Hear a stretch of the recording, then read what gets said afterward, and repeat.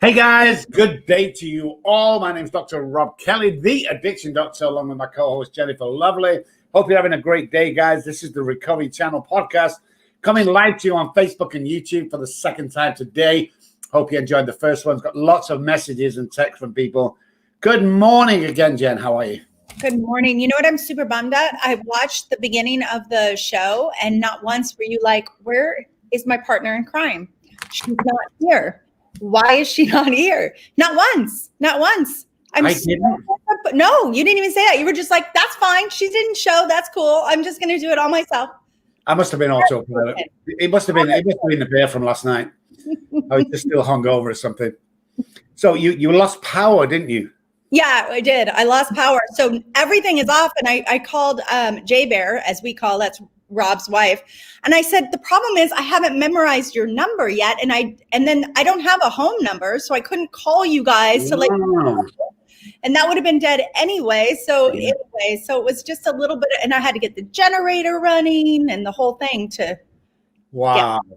I know. So it was just a little ordeal. I felt so, I'm one of those people. I'm an integrity. I show up on time. So, I just knew as soon as Lance, the other guy logged on at 1 minute too. Amen. So as soon as you was on at 5:02, I text J-Bed as a problem, try and find out what's going on. Mm-hmm. Where's Jen? And of course, J-Bear has this little thing that she does where she leaves her phone like 2 miles away from where she is all the time. She does it. It drives me crazy.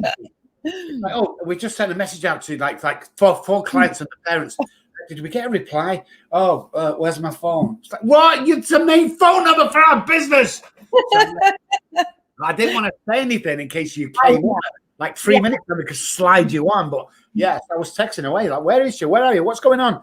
It's like no reply. And I'm like, but I knew there was something wrong. Definitely.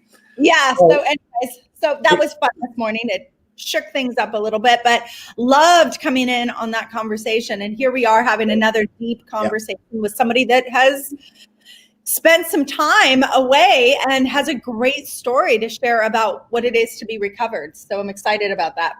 Well, talking about power out, we'd ordered the Peloton, as you know, and she actually rode our Peloton, which was awesome. Yeah. Some of her experience of road balance. But we were waiting for so long for it, and then all of a sudden the day came.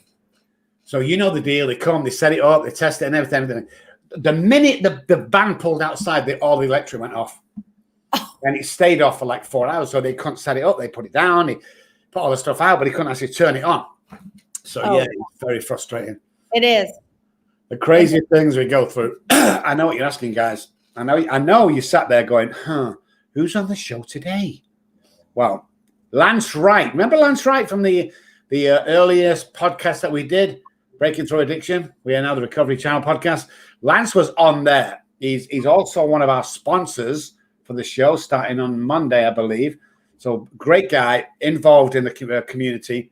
Just nice to see people who do what we do, Jen, giving back, helping people, stuff like that. Got a great story, though, guys. Great story. So if you remember Lance Wright, you're in for a treat. If you don't, stick around, guys. This is going to be awesome. We'll be back after this. All right. Hello.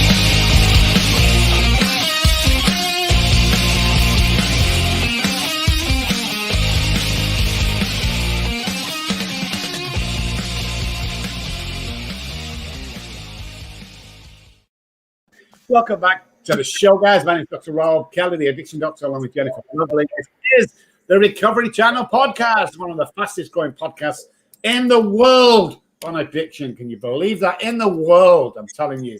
This show is going places, has been places, and will continue to go. Got some great people coming up, guys. Got some amazing people coming up. And we've also got an amazing person today. So welcome to the show, guys. Lance Wright. Good morning or afternoon, Lance. How you doing? Good morning, Rob and Jen. I'm blessed. We're here having a conversation. We have our lives. We have our families. We have, the gift of helping others. We do. We do. Well, welcome to the show. And I'm really, really curious. You talk about, we from our previous conversations, we know what you've been through, and I'm really curious as to the day you realized that you were recovered. You weren't recovering, but you were recovered. That's a hard. I don't know that, and maybe there's some that would argue, but I don't want to ever think I'm recovered. I mean, I know that I haven't used in 27 years. I haven't committed a crime or behavioral outburst in 24. But every day I wake up, I don't forget where I come from.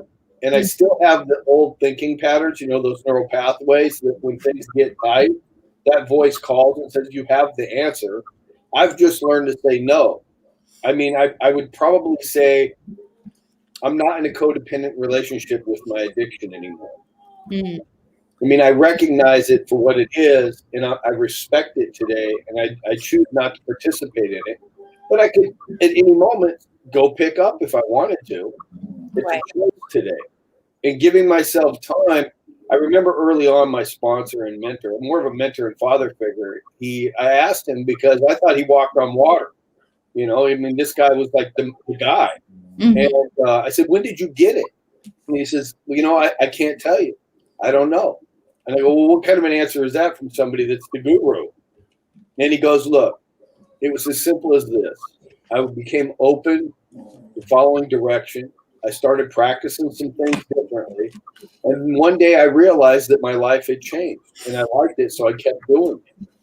And he says, I don't know when that's going to happen for you, but hey, you just got to do what you got to do. And I remember, I think the moment that goes to what you were asking kind of specific, where I realized I was recovering and had like my life back. I was in the jail. I did, a lengthy stint in prison. And we had started doing a program called Criminals and Gang Members Anonymous. My mentor was like the founding member, a 12-step program for the lifestyle. And we see addiction as a lifestyle that incorporates both behavioral and substances. And we talked about that a little last time. But I remember we were putting forums on to invite public officials to come into the prison to present what we do in the program as a way of curbing criminality in their community. Because our amends was if we could reduce recidivism or people repeating criminal behavior in their communities, we were sparing future victims, and that was part of our amends. And I was writing letters to all these people. I was about halfway through this one particular letter saying, hey, we have this program. It can help the county. We want to help you. How can you show up so we can talk about it? And I realized I was writing the district attorney who had convicted me of a life sentence. Wow. And I realized then that I was no longer in prison inside my soul. Even though I was barbed wire and cement and steel, in my soul, I was literally free and doing something I had never done before in my life. I was part of society, although I was still locked up. Wow. Awesome. Absolutely. Guys, if you can hear background noise, my 4 English Bulldogs have joined us in the studio today. Thank you, English Bulldogs, but 2 of them are in the background. No doubt they'll become rescue in a second. And the other one, I feel horrible for this. I'm just on at J-Bear saying she always leaves her phone in the other room. People are texting her, Jen, you text like 2 minutes before the show starts, and I just went to text you and like, how did I miss them 3 texts? I know I've got my thing on silent, but it's right in front of my. I don't know. Okay, Lan, give us the worst time in your life. Take us back to the worst time in your life. It had to be my first 6 to 10 years of life. I mean, I think that's where everything in my life started, is not having my father left when I was 13 months old. This was back in the 60s, mid 60s. And my mom was basically trying to figure out how to live and find love. And she was a Haight-Ashbury girl. It was like, I remember spending many a night alone home with my dog, wondering if mom was ever going to come home again, and learning how to cook, eggs and make potatoes and, survive as like a little wild child, basically. And I remember feeling dark and alone, and that really nobody was in my life that cared about me. Even though mom would make, she was there, it was very different. And, probably the worst thing that ever happened to me was around age 6. Up to that point in school, kindergarten, I was picked on a lot. I got in a lot of fights. Even as a little kid, I had ADHD that was off the charts. And so I spent a lot of time in the principal's office. But I had a few friends that I hung out with, and they all had parents. And I, obviously I was that little bastard kid, so to speak, inside my soul. Or at least I didn't know what that meant at the time, but that's how I felt. Like I was different. And they used to play pinball downtown at the Greyhound bus station in our neighborhood area. And I never had money, so they would give me quarters and stuff like that, or give me an extra game, and I'd mooch. Really popular word for me when I was young. And one day going home from wherever I was at, I noticed there was a couple racks of Coke bottles in the neighbor's yard. And I knew those were money because I had taken Coke bottles to the store before for Mom. And so I didn't think of it as stealing. I kind of think of it now as a requisition. As I took those Coke bottles down to the store and I got a handful of quarters. And everything in my life changed because I had something that other kids had. And it was interesting to feel normal, but it really wasn't. It was like a pseudo normal. Those quarters represented like drugs to me. They changed my character and how I felt about myself. I went to the pinball place. I was giving other people quarters. I was playing pinball. I felt top of the world. But the problem with anything like that is as soon as those quarters were gone, that little feeling creeped back in. But now I knew how to change that feeling of being different than other people. And I started being a little thief. Then I ran into somebody like you, Rob, and you're like, why are you wearing Winnie the Pooh, corduroy overalls and getting laughed at? Come on, I'll take you over to Sears. You teach me how to shoplift. And now I have nice pants and nice shoes. And, I'm like the other kids. I feel normal. Although what I'm doing isn't normal, and I'm really not really cognizant at that age of what I'm doing. I'm just doing it. And I started to develop this other identity to get away from that little bastard kid. And I really didn't come out of that until I was in my late 20s in prison. I didn't even realize that had happened until I really sat down and started to look at my life. And it's really sad that, and I mean, no judgment on my parents. They did whatever they do, I mean, I've gotten through that stuff in my own recovery journey, but it's just sad that, when I look at a kid that's 6, 8, 10 years old now, I wonder, wow, at that age, you were doing these things already. And that's, you just don't think that. And by the time I got 9 and Mom got me around an aunt who had smoked weed with the family, I won't go into details, but at 9 years old, I'm smoking weed with family in Northern California, and it's perfectly normal and okay. And I found something that actually changed my state of mind and made me feel good, and I liked it. And so between stealing and smoking weed, up to age 12, I did pretty much everything but heroin, meth, and cocaine. I mean, it was just because my family was running around in that circle, my aunts, uncles, my mom. And by the time I was 16, juvenile hall, youth authority camps, it just, extended into that whole lifestyle. Mom got diagnosed with cancer when I was 16. And then right about that time, I ran into some friends. And I was already emotionally kind of slow and checked out. I didn't like to feel those negative feelings. No drug addict or alcoholic or like criminal wants to. And I ran into some people that said, you want to try some meth? And I'm like, sure. I'm thinking it's like cocaine. I've never did any meth. And we get to this garage and I'm looking for the mirror and they pour the dope in the ashtray. Then they throw water on it and I'm like, that's strange. And then I see a hypodermic needle and I'm like, oh crap, that's junky stuff. But I don't really, my identity is based on what people think of me or what I want them to think of me or what I think they think of me. And I'm not going to say no. And, a good junkie looks over, goes, oh, you've never done it. It's okay. Just hold your arm out and look the other way. And so I did. And when I let go of my arm, a strange phenomenon happened that I had never experienced before in my life. Because remember I said I had ADHD as a young kid? Well, that was kind of like my life up to that day at 16 was like the Star Trek Enterprise going through warp speed. I never had really clarity or focus. I was scatterbrained. I was all over the place. And when I let go of my arm, it was like the Star Trek Enterprise coming out of warp speed in front of a planet. And it was like, whoa, I could see you. I could hear you. I was present. I felt good. I felt normal. it was like it took everything that I ever felt away and gave me a sense of identity and feeling great in that this is how I've always supposed to feel. And I would say that particular time above anything else in my life was the worst moment, because I remember telling myself, I never not want to feel this way again.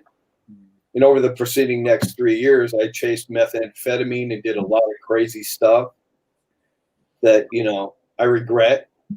But that defining moment of methamphetamine entering my life was probably the worst moment of my life.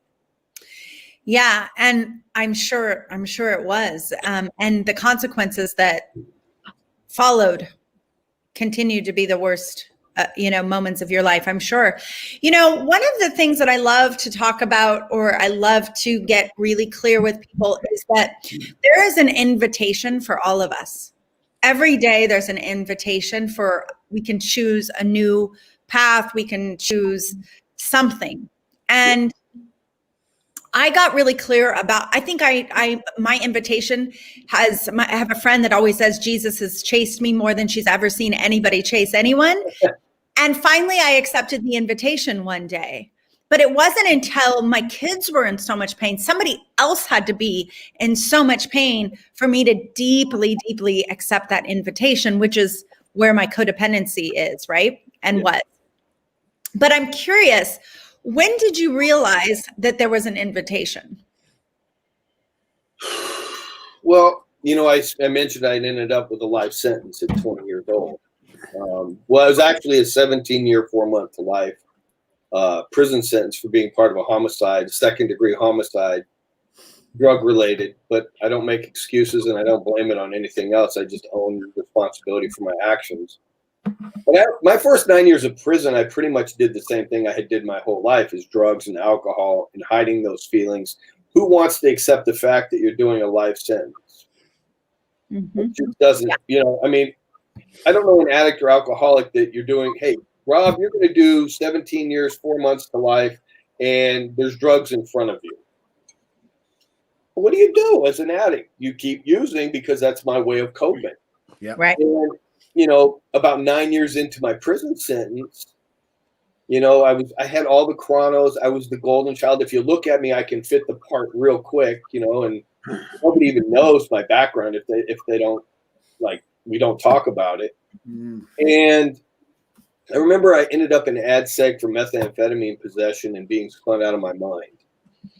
I was 3 months to my first parole board hearing, where I was going to meet the family of Matthew, the man who died that night when I was 20, and his family. And it was just overwhelming to me. It was like, is this what my life ended up as? I don't want this. I didn't know what to do. And I remember March 11th, 93, on my knees in an ad seg cell at Soledad State Prison in California, saying, you know what? With tears coming down my eyes and broken, I said, God, I can't live a decent life and keep doing this stuff. Help me. And I think that was probably the most authentic prayer I've ever prayed in my life. And I've been sober from substances since. And I give that credit to God. I know my higher power definitely did some magic that I'm not, because I thought I'd never not go a day without getting high. And it's been 27 plus years now, going on 28. Wow. And that's the way that's just the feeling there and then is like, there's no way can I live without it. The book talks about not living with alcohol, not living without it, being at the jumping up point. I know I was there a few times before I took the lunge. So take me back to your aha moment, Lance. The what? Realized that aha moment, the time when you realized that you was going to change for the better. Well, I don't know if it didn't really happen in that kind of way where there was an aha moment. The aha moment was, I don't want this anymore. God help me. And I think I was sitting in a parole board hearing 3 months later, and Matthew's mother spoke at the end of the hearing, and she looked me in the eyes after talking about Matthew growing up and the loss to the family. And I feel like I just want to die because, how do you look at someone who you've hurt so deeply? And at the end of her conversation, she made eye contact with me and she said, we're Christians. We don't believe in hate. To hate you would serve no purpose. We forgive you. And I'm like, what? How do you forgive me for that? How does that even happen? I can't forgive myself. And then she followed it up by, I think, the most profound statement anybody's ever made to me that put me on this path to where I'm at today. She said, "We just don't understand how you could have done this to our loved one and our family member and our family." And I didn't have an answer, and I couldn't blame it on drugs and alcohol. There was a bigger story there, and I knew that in my heart. And about a year later, I was going to, I got moved to another prison, and my roommate, you know, they have normal people that don't do drugs in prison; they're just criminals. Well, I had this Opie guy as a roommate, and we're talking about life stuff. You know, what else we got to do in a cage? And he goes, "You should go to those meetings." And AA. And I'm like, nah, you know what? I tried that stuff. You know, reading the book, lighting a candle, having a cup of coffee, and some miracle happened. This shit never happened for me. And he goes, "Look, I'll go with you." And I'm like, how bad am I that a normie wants to take me to an AA meeting in prison? But I was already open to, you know, at that point, okay, God, this is what you want for me, so let's go. And I had been going about a year to AA meetings in prison, and we all played the part. We could read the book, quote the steps, probably take you through the steps. Wouldn't know what I'm doing, but I could do it. But it really wasn't personal to me. I never connected to it until a guy came in the room one night, Richard, I didn't know his name at the time, an older gentleman. And he had like a cut here tattoo around his neck, really gruffly, like old Hispanic looking gentleman. And we all are talking our normal talk and just quoting stuff from the book because it sounds good, because we want the chrono for the parole board to look good so we can go home. And he opened his mouth and he talked about trauma in his family, about his girlfriend being assaulted and cut up, about how his father disowned him and how he chased down the two guys that did that to his girlfriend and kind of had his own form of justice and became a major gang member in California. And I'm listening to this guy, and then at the end, he goes, you know, I went through these 12 steps with the guy that helped me really understand this stuff. And, you know, I figured it out, and it worked great for me. It might work for you. And he kind of dropped the mic, and I'm like, well, who is this guy? Because it was the first time I ever heard anybody in my life talk about recovery in a way that connected, and I could see it, and they made sense. And so I became a moth around the flame, and I think it wasn't an aha moment particularly, but it was a bunch of those aha moments as I started to learn about my life and why I did the things I did and become aware of them and start to change them. Those were aha moments when I realized that a lot of the stuff from my childhood created who I was. I think I shared last time when I was doing my fifth step, when we got to my father, I got real pissed. I got angry hot. And I'm on a prison yard venting like at full bore, like some crazy person. And my mentor, he's just sitting there shaking his head. And at the end, I'm like, I was abandoned, unloved, unwanted, you know, you name it. And at the end, he goes, wow, it's messed up that you've lived 30 years of your life with that energy. And I go, yeah, it was messed up. And he goes, can I ask a couple questions? And he goes, I guess so. That's kind of a weird thing to do, but yeah. And he goes, do you know any of that to be true? Do you know that you were unloved, abandoned? Do you know why your father left, or why? And it was like, I can't really put it in words, but my whole life was like a compressed ball. And the more he asked questions, it was like this like weird experience of like expanding foam. Like, that's messed up. And he goes, you know, no judgment, but you know, can you see how you created a story as a little boy? And you've been living that for 30 years and taking it out on the world and on yourself. And you don't need to do that anymore. That would be the aha moment of all moments, where I realized that little boy that felt unloved and unwanted took that out on the world and hurt a lot of people. And I felt a great sense of sadness. Yeah, it was that moment of really, I need to do this. This is what this is about, and I want something better. I don't want to be that angry little boy anymore. I love that so much. Dr. Rob knows this, but I want every human on this planet to go back and speak to their inner child and allow that inner child to come out and play and say what they needed to say that they weren't able to say to their parents or to whoever. I love anything. I believe all of us have some form of trauma, and that once we under it and we can say it out loud, that it changes our life. And I actually believe in that moment that that person asked you, is that really true? Is the moment that you begin to create new neural pathways in your brain, which is what we know now as neuroplasticity. Yeah. Anytime we can go back to our inner child and allow them to speak, it creates neural pathways. And so I imagine that that's like the moment that happened to you. Yeah.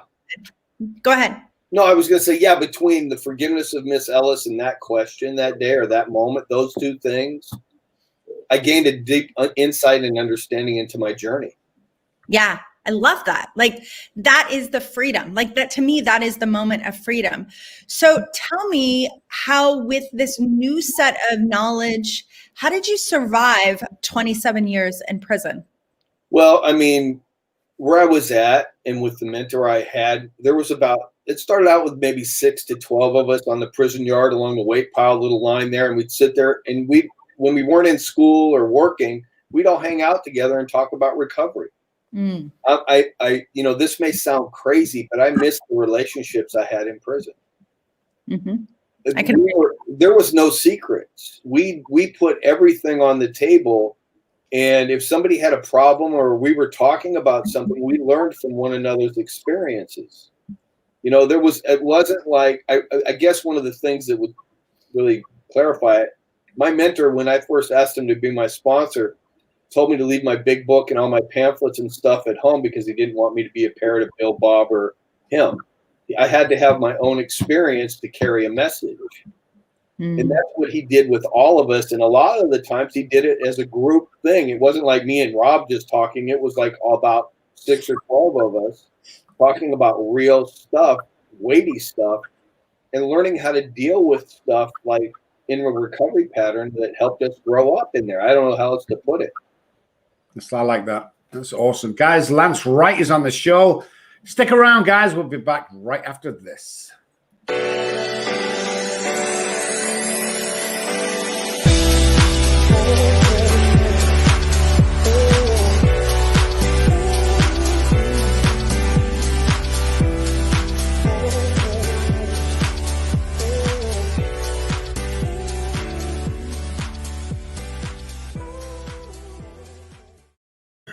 Welcome back to the show, guys. This is Recovery Channel Podcast, coming live to you on Facebook and YouTube. My name is Dr. Rob Kelly, along with Jennifer Lovely. Lance Wright is on the show. So next question is, what do you do now? What do you do when someone comes up to you now, Lance, and say, hey, I don't really know, but I've been to prison. I've come out. I can't stop drinking or using. What do I do? What do you tell them? Well, the funny thing is, it's not just, I really rarely work with people coming out of prison. I'm actually working with people in Malibu. I fly out to Mississippi. I just got back from working with a client for 4 days in Mississippi. My private company is based on helping people start a new conversation. I think the old conversations have to go by the wayside, but in order to know what they are, we have to start a conversation. And for anybody I'm working with, it really starts there. I need to get to know the person. I think of us as puzzles. I need to know you, Rob, before I can make a suggestion. Let's have a conversation about your life and how we got here. What's the struggles? What do you want? What do you think's impossible? And let's go make it happen. I don't think there's like a button you hit and it's there. I mean, it's a journey. And when we engage in that with somebody and as a coach and as a professional, that's what my job is. I need to get to know you and help you start putting the puzzle back together in a healthy way. And if something isn't working, we need to figure out how to make something different work in your life, whether it's relationships, family, employment, school, career. I mean, this goes beyond drugs and alcohol. Anybody can get sober. You and I can get any alcoholic sober, but keeping them sober and giving them a purpose in life is really the journey.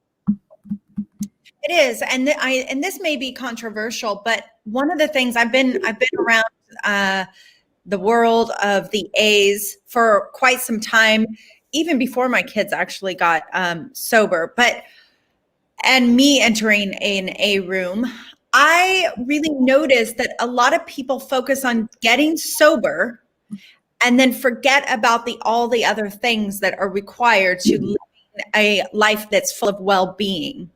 Yes. When I work with, go ahead. I was just going to say, I feel like that's the thing that's missing in, and maybe it used to be different back in the 30s and 40s, but I feel like it has succumbed, it's kind of like picked up a lot of moss along the way, and we need to go back in there and scrub it a little bit. I don't know. You tell me. Well, I think you're spot on. I like a big part of what I do, like my guaranteed income is doing like process groups in Malibu with everything from people from the poor side of town to the rich and famous. And, I rarely talk about substances or alcohol. Mm-hmm. I mean, outside of understanding the brain and substances and alcohol, everybody knows they have an alcohol or substance abuse issue, and they're there and they're already sober. So Right. really the job is to help them find out what in their life isn't sober or what isn't working, and start developing goals and coping mechanisms and new dialogues so that when they leave treatment, they stay home and have a successful life. Most people come in and they think they're there just to get sober, and they leave in 30 days sober, but all the schmutz that they brought with them, they take home with them, and they wonder why they keep relapsing. Right. We talked about it last time. It upsets me to no degree that many people, we have this evidence-based treatment models, we have all these programs, and I think we talked about the numbers last time. Some of the best places, there's a 12% long-term success rate. And if I walked up to you, Jen, and I said, I'm a heart surgeon, I have a 12% success rate, I'll see you at my office and we'll meet at the hospital next Thursday, you're probably not going to show up. Right. People don't know that. And Right. I think the piece that's missing is what you and Rob and I do, and many like us, is it helping people move beyond treatment to living life with the tools they've got and learning how to implement them in their day-to-day affairs, and Right. giving them a job, giving them hope, giving them focus. Because if I have something to live for, I'm probably not going to revert to old behaviors. Right. And especially if I have that support next to me. Right. And Rob, excuse me for a second. I just want to put this point in, is that most people die because of their health becomes poor because they had poor coping mechanisms. And one of the things that I've noticed, and again, this is going to be controversial, but we look at like the COVID, people dying of COVID. A lot of people have poor coping mechanisms, which allow for their health to be in poor condition. And because we haven't been taught how to fully be with our feelings and cope with all of the things that we have going on, how life hands us, whatever life hands us. Sorry, Rob. No, it's fine. What three things do you want to change, Lance, about yourself, or what three things that you continue to work on with yourself? Because obviously it's an ongoing deal. We never get to the point where we stop working. So just tell us the three things that you're working on. Being a more spiritual person, I think, is probably the number one on my list. And I think that goes beyond religion. I think that's just as a human being. I can always do more work there. That's me.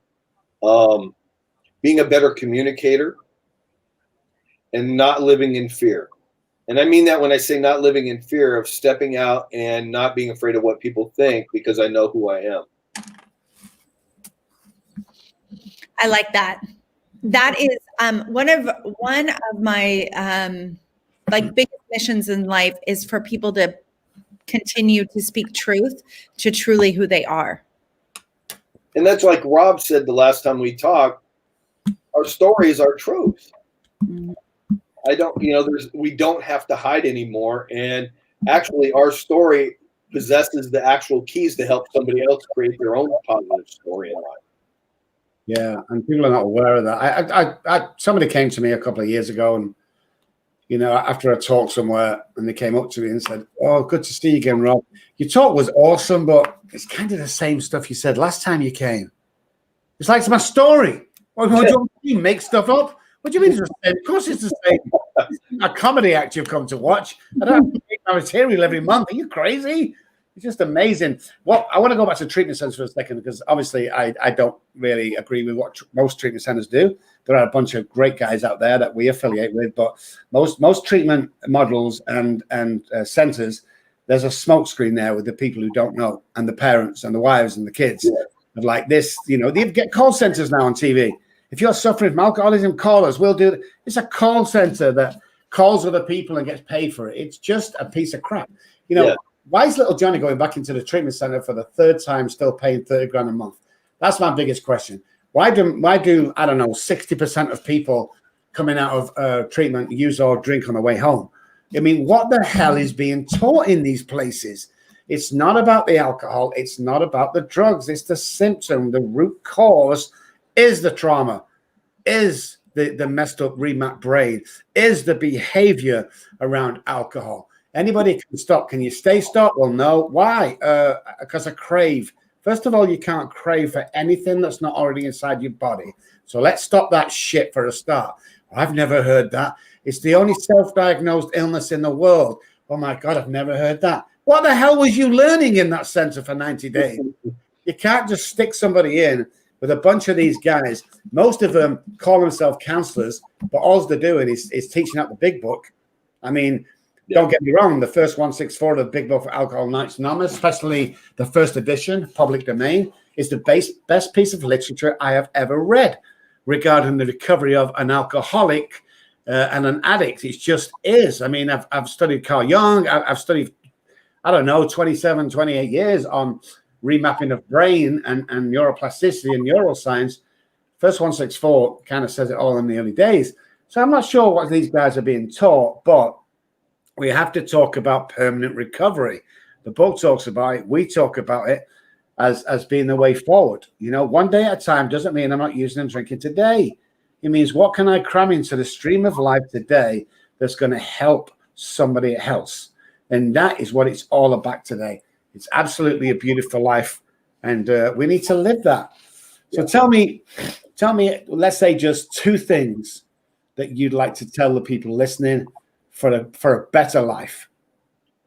One is you have to find somebody that has the experience of living that path to help you. Because if they don't have the wisdom, you're not going to catch it. You're not going to get it. I mean, if I went to an auto mechanic, didn't know how to fix a car, I'm not going to get a fixed car. So you got to find somebody that has quality skills and experience and lives what they speak, not just talks about it. And I guess the other side of it is that what do you want to do with your life? I think it's really client-centered. I believe in that. I believe they have to have skin in the game and what they want. I can't tell somebody what to do. They have to be a part of that conversation.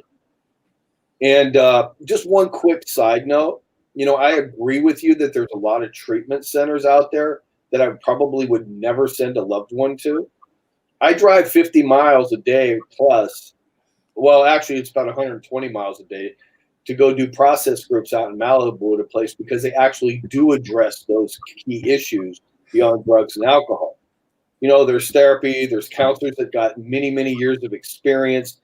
They actually care about people and they're doing quality work. I've worked in the puppy mills, and I call them puppy mills, where they stuff 40 people in an IOP, and they don't care if they're smoking weed or doing whatever they do. Just show up for your group so we get paid.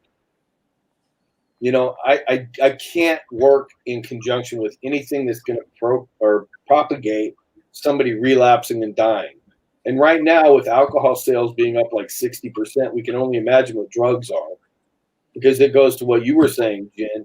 People right now don't know how to cope with reality. They're sitting home right now, lost in space, because that's all they know. That became the one thing I'm sure both of you have seen it in the company there. I see it every day where I work.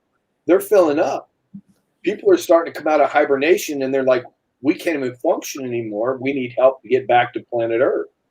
Yeah. Well, and I think part of what happened is the same thing that part of, how we started raising kids is everybody got a trophy, everybody got a ribbon, everybody got a participation, piece of paper, and the truth is that we began loving people to death. And when I understood that, I understood that I needed to do something different for myself, and I knew that I needed to do something different for my children. Having said that, we have entire cities that are falling apart, that are becoming vacant because we are loving our addicts to death, because the homeless are taking over and the drug addicts are taking over, or the alcoholics. because we're just loving them to death. We don't want them to be incarcerated. Well, in actuality, sometimes that's the best thing for them.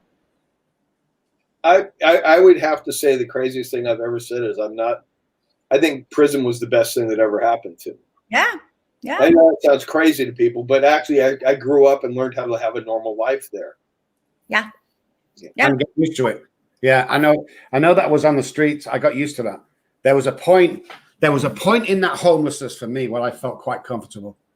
And I probably would have stayed there until I died, because most people die on the streets sooner or later, especially most died in Manchester where I was born. It's just a way of life, but it's absolutely crazy. Lance, we're running out of time. I just want to I'll ask you one more question before you go, then I'll leave it to Jen to finish off. She has a crippling question at the end. It's beautiful. So what does the future look like for you as we stand here today? Doing the same thing we're doing right now, helping people.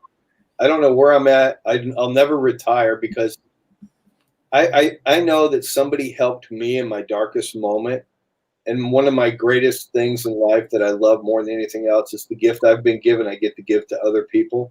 And when I see the success, whether it's a client or a friend, and they have their life back and they're with their families enjoying Christmas or a holiday or just being alive, that's worth more money than anybody could ever give me.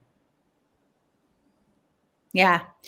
I really hear that. And I agree wholeheartedly with you.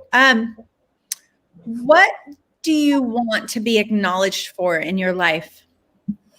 Up to this that I cared about people.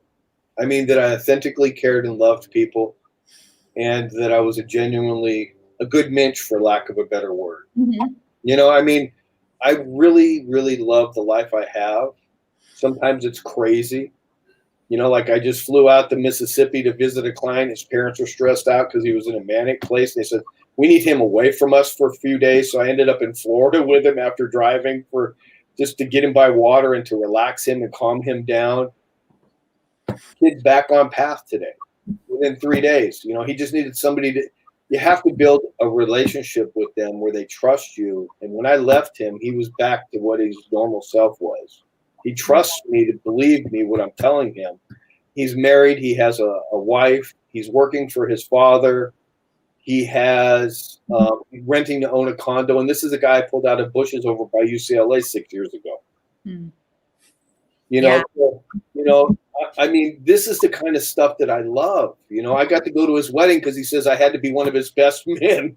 You know, I mean, I got to see, you know, we get to see this process play out from the beginning to where we're at now with the people we help. And that's a great gift. It is. I really want to just honor you for the mensch that you are. You are a light of hope in a world full of darkness. And so really, Lance, thank you so much for all that you do in the world. Thank you. Thank you so much, Lance. Stick around, guys. So we'll just finish up the show. But for now, that was Lance Wright. Any information you need, contact me or Jen, and we'll give you more. But for now, thank you so much indeed, Lance. Catch us for a couple of minutes after this break, guys. Stick around.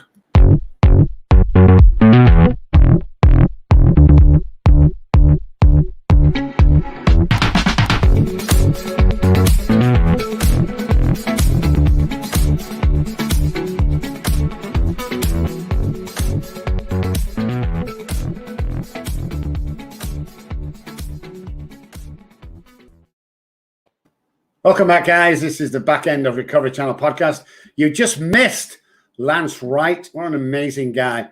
You know, just doing what most of us would love to do. He's out there doing it, guys, giving back. Doesn't matter how far he has to travel, what he has to do.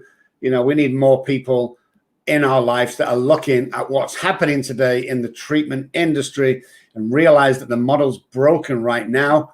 And we need to look at a new way. We need to look at brain science. We need to look at behavioral science. We need to look outside and act outside the box because it's not working, guys. Simple as that. What do you reckon, Jen? Oh, I totally reckon. And these people need to have more than just one session with a therapist a week or an hour.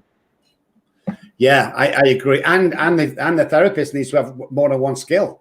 Yes. You need to have, or you need to see 20 people that do, because it goes well beyond just stopping drinking and drugging, as we know. It goes way beyond. And you need some experts to take you through that, You do not need a counselor who's done a 6-month course online to take you through that. It's heavy shit, you know. As most of you know, Jennifer does back to the family, back to the scene of the crime, back to the trauma. Let's try and clear that shit up and find out what's really going on, you know. And I change the way you think, and the compulsion goes and build you a life. That's the kind of model you need to be looking at. Because if you don't go back and clear that shit up, it's like a zip file, guys. You know what a zip file is? We stick everything big in there, but we don't really see it every day. It's just stuck in the corner of the screen, you know, with a name on it, a little suitcase there. But one day when you're bored and everything, you're going to click on that and it's all going to come out right out in your face. You won't be able to handle it. And that's what happens with alcoholics and addicts most of the time. Yeah. And I mean, we've had many people that start to do the work and then they get really scared and it's going, I don't want to see this. I don't want to look at it. And I realize that's scary. And at the same time, you know, meeting your clients where they're at, of course, is the important thing to do. And supporting them little by little to look at what it is, what's underneath all of that will make a huge, huge difference in how you can change your life. So always love to talk to Lance, and I'm excited. We have another guest coming on here shortly. So I'm excited about that. Yeah, it's going to be absolutely awesome, guys. So what we're going to do is, I thought that one more thing I was going to cover. Maybe I'll cover it on the next show. I don't know. So yeah, stick around, guys. We do have, most of you might have heard of her, Jamie Marich, on the show. She's going to come in. She's like Lance. She's one of the hardcore people. She concentrates on neuroscience and trauma. She's a trauma girl. So we're gonna see what else. But for now, Lance Wright, absolutely amazing guy. Great to be on the show, live on Facebook and YouTube right now, guys. Stick around on my Facebook channel. It's just about to make it public, and then watch out for platforms overnight. But for now, guys, we'll be back in 7 minutes. But for now, thank you for watching, guys, and thank you for listening. Yes. Thank you. Bye, guys. See you soon. We'll be back soon.